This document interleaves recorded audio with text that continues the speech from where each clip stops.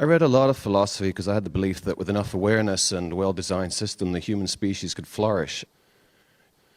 I realize now no system will ever work because human beings are only interested in pursuing their own selfish interests at the expense of others. During that time, I read a book, The Fountainhead, in which the heroine took the most exquisite piece of art, a porcelain figure, and flung it down an elevator shaft. At the time, I couldn't conceive of why anyone would do something like that. In fact, I've spent a lifetime saying hello to my dreams with focus and conviction while ignoring what is. In the last couple of years, I've lost all hope, not because your message is incorrect or because I can't create, but because there is more to it than that. You cannot minimize what goes on out there with a single pleasant-sounding word like contrast. You come down here, take a body, be subjected to a childhood of abuse, an adult life of business failures, betrayal, financial ruin, divorce, and constant barrage of exploitation from your fellow man and big business, and then stand before me with this message. How many people in history are capable of doing that? So I came here today to tell you that as I survey the infestation on this planet, I am disgusted. I now feel mostly hatred for people and their ignorance, stupidity, and petty strivings towards shallow money trenches they dig to insulate themselves and parade around in tacky luxury.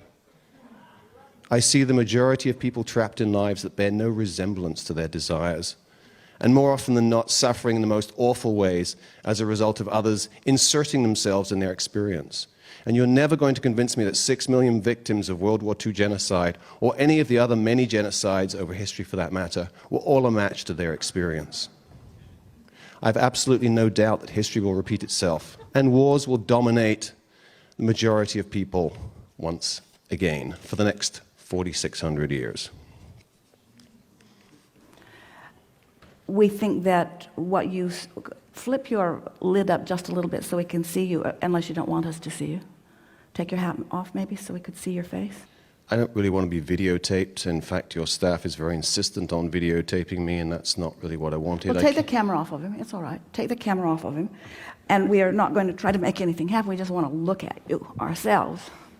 So we don't disagree with anything that you've said. And we would not for a moment express, you can videotape us. We would not for a moment express that there is anything inappropriate about the perspective that you found. And anyone with a reasonable mind, which includes everyone in this room and those looking on, would agree in part to a lot of the things that you've said, that there are, we'll use more words than contrast, there are horrendous, unfair, unthinkable, unspeakable acts and behaviors and perspectives that are going on all around the world. In other words, this is a world of contrast of immense proportions. And when we say that it's the best of times and the worst of times, we're not kidding, because the contrast does get greater and greater. Man's ability to inflict pain and harm upon one another is also increasing, as is man's ability to find love and harmony. And we get how when you are part of a world that has access to so much information and so much detail that sometimes it defies the, it would make you feel foolish to put your head in the sand and pretend that unspeakable things either have not happened or are not happening, because the fact of it is they're happening all around you.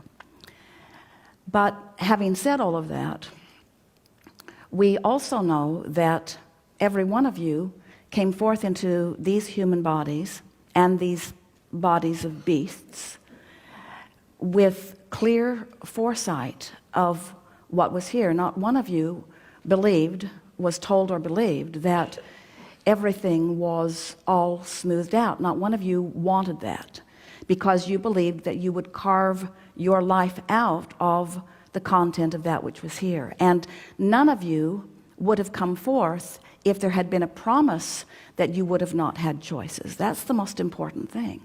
It's hard to believe when people are living unwanted things. It's hard to believe that they have been given free will and that their choices are being honored, because it's hard to believe that someone would choose something unspeakable or unthinkable or horrific or horrendous. It's hard to believe that.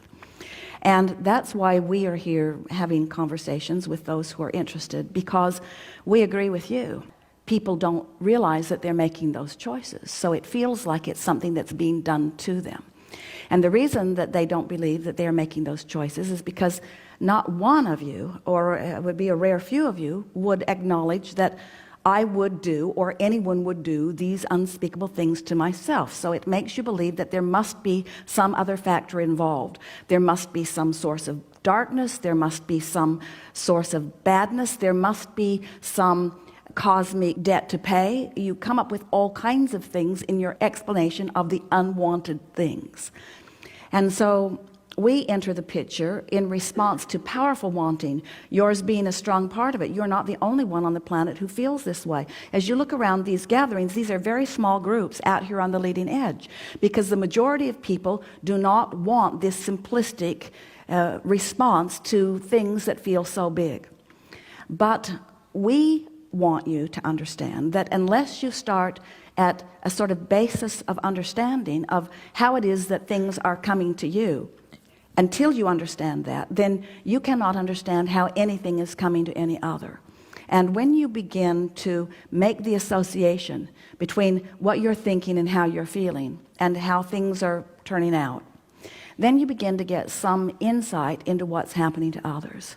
The biggest piece, and we know that it is borderline sickening to humans to hear this from us, but the biggest piece that is missing in the understanding of human friends is that the horror that you've assigned to the death experience is not what you've made it out to be at all.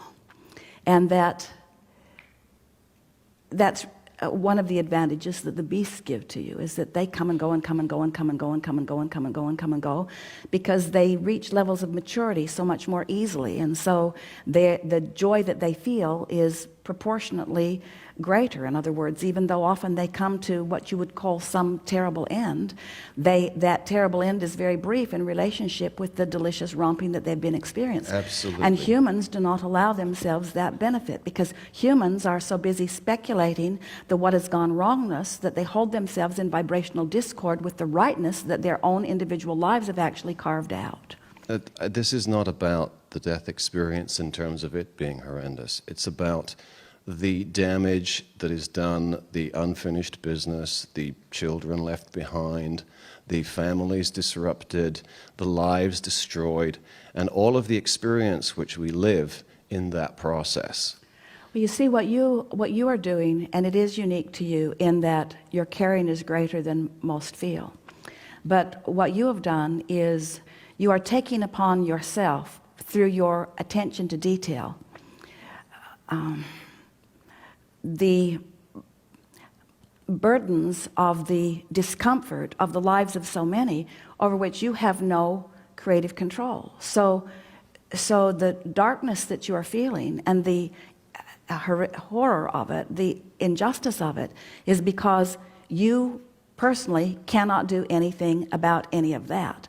But we want to say to you, you're taking so much more of it on yourself than is yours to take, and that any individual that is experiencing any of the pieces of that you're defining is not feeling as badly about it. At one point early in her experience with us, Esther was watching something on television. It was something that had happened in another part of the world, and it happened to children, and the mothers were wailing, and as Esther was watching it, she was beside herself with discomfort. And she said to us, Abraham, if I am feeling this much discomfort over watching something from which I am so completely removed, what must it be like for those people who are in the midst of all of that? And we said to Esther, your pain in this moment is greater than theirs, because the contrast between who you are and what you are living and what you are allowing right now is greater. And because in the midst of that, other things are happening to them, other coping mechanisms are taking place. That's the most significant thing. So you do a real disservice to yourself, and we're not trying to talk you out of it because you're launching all kinds of global rockets of desire, but we're just saying to you that you will not be able to sort yourself out of this by getting more and more specifics. We have never heard more articulate conversation. We have never heard words come together more accurately or comprehensively. You are really good at conveying what you are feeling, and you've taken on yourself the discomfort and discord of maybe millions of people and directed it to us in perhaps the most profound and powerful way that we've ever experienced it. And in all of that, we only have simplistic answers for you. Those answers are, life is supposed to be good, not just for Esther and not just for some, but for all of you. And when it isn't, something has gone terribly wrong. Yeah. And every single time, the thing that has gone terribly wrong is that an orientation or a perspective has been developed and practiced to the point that other evidence can't come in. In other words, when you have decided something in a very powerful way, then it must be, because law of attraction will always present to you exactly the package that you are practicing all day, every day. You've got no argument with that. And so we do not sense that your life reflects this now in this powerful way. At one time, yes. But we want to say to you that you are taking more upon yourself. This is really what we would like to say to you. In the same way that Esther, through allowing Abraham, is a voice that really perpetuates more and more people coming into their personal alignment and allowance. That when someone is articulate and accurate as you are, presents an opposing point of view, that you are, in essence, not creating for the masses, but you are presenting a vibrational forum that allows that grid to fill in more easily. Because you cannot be a vibrational match to something without perpetuating it. You just cannot be. So, silly as this is going to sound to you right now, we want to say you're just having one hell of a step one moment. You're just having that I know what I don't want moment. And if you were not, from the core of your being, someone who understood so profoundly that that is not the way it is meant to be, you would not be experiencing the discord and discomfort that you're experiencing. In other words, the enormity of your outrage.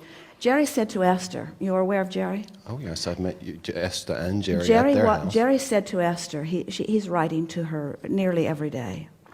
He said to Esther, I understand the profound depth of your love for me by the profound depth of the pain you are feeling in believing in the absence of me. And this is sort of what we'd like to say to you, is that we know of the depth and the power of who you are and what you are really wanting. You are a powerful being who understands well-being at the very depth of your being. And when you focus for a little bit or for a long while, as you have, upon the opposite of that, then it is logical that you would feel in the way that you feel. I've spent a lifetime doing this work. I read clairvoyantly. I could read everybody in this room and they'd go home with a really good piece of information. And I'm sensitive and I see very deeply. And what I see after a lifetime of putting stuff in the vortex is that when is my moment? When is my moment? If you want to take this from the general to the personal, okay. It's not here. It's not coming. And the stuff in the vortex isn't there. And I'm living misery, and I have been for a long time, ever since I really practiced my art. Becoming more sensitive is part curse. Well, your perspective is valid, and we would not for a moment try to talk you out of it. But we do feel in all that you have said here that your desire is different than the reality that you are describing.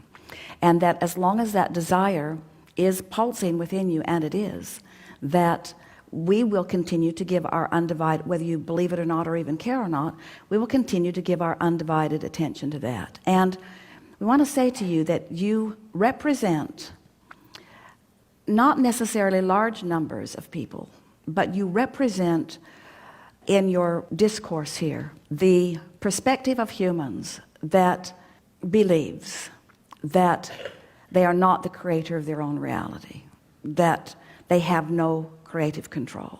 And we want to say clearly to you that you do create your own reality, that you are creating your own reality, and that everyone is not having the experience that you have described. In fact, the majority of the people who are here in this room do not resonate with what you're saying at all. They are eager to allow this conversation because they all know people who feel a bit like you're feeling, but they don't feel this way. Well, if I was the creator of my reality, Since you are the creator of your reality, many people are creating their realities. every person is creating their reality. On an energy level, yes. Vibrationally. Vibrationally, and yes. often unknown to them. Physically, people insert into others' experiences. I do not believe for a minute every one of the 6 million Jews that spent 20 minutes screaming themselves to death in a gas chamber was an attraction or created that experience. Nor any of the other genocides, Rwanda, any of them. I mean, there, even if in the most simplistic. Here's the most significant thing that we want to say to you. It is not important to us what you believe, because what you believe is yours to believe. It is important to us what we know to be. It is important to us that we know what we know. So we have discovered that by knowing what we know, our life is one of joy. And you've discovered that by knowing what you know, your life is one of misery. We just want to explain to you that there are choices. We don't disagree with you that most people don't know those choices. We don't disagree with you that momentum happens and people focus upon the reality around them. We don't disagree with you that people push against a lot of things. We do not disagree with you that there are people that are evil in intent, that find ways of putting people in precarious positions. But we will never agree with you that the world is without the ability to create its own reality. We will never.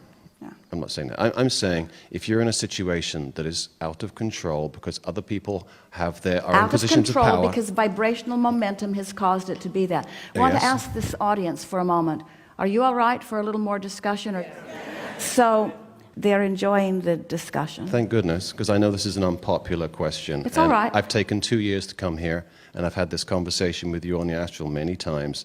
And last time I tried to come here, it was no, and this time it was yes. So here I am.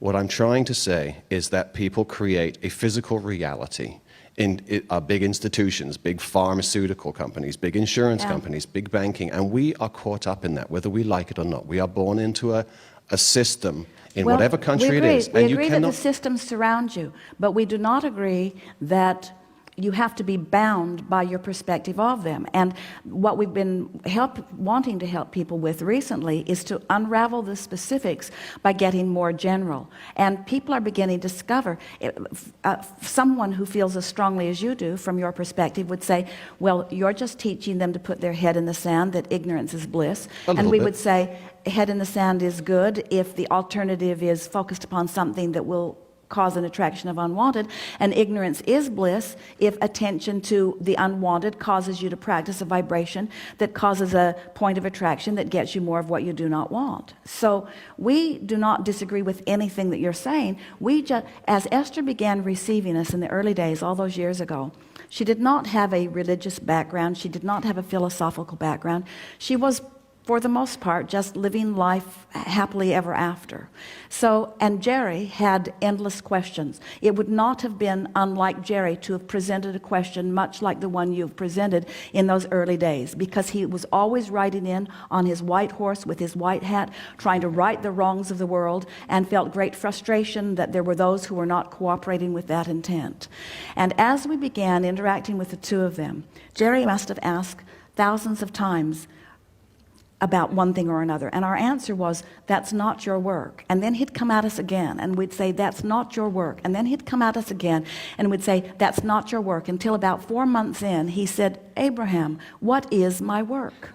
What is my work? And we said, your work is to shine a spotlight on the well-being of this planet. Your work is to shine a spotlight upon what is wanted, to practice what is wanted with such profound attention that it reverberates in your being so that it becomes your chronic point of attraction. That is your work. And that's what you are doing. And my question to you is, why now? I mean, if you're in non-physical, where there's no time, no space, you could be anywhere along our time track. You could be with any different species. That's a misunderstanding. That's a misunderstanding, because we are here with you where there is time and space.